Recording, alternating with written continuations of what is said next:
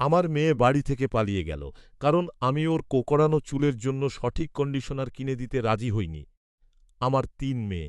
আমার বড় আর ছোট মেয়ের চুল সোজা, কিন্তু মেজ মেয়েটা আলাদা, সোনালি কোঁকড়ানো চুল আর সবুজ চোখ। সত্যি বলতে আমি ওর সাথে কখনোই খুব একটা ঘনিষ্ঠ হতে পারিনি, কারণ আমার মনে সন্দেহ ছিল যে ও সত্যিই আমার সন্তান কিনা।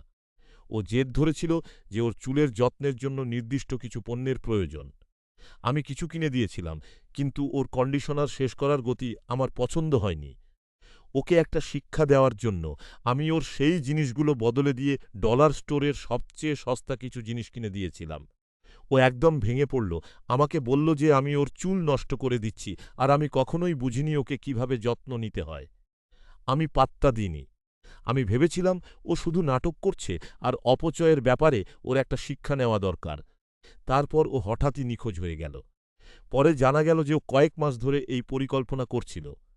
আমার বড় মেয়ে ওকে গোপনে একটা চাকরি জোগাড় করতে আর চলে যাওয়ার মতো যথেষ্ট টাকা জমাতে সাহায্য করেছিল।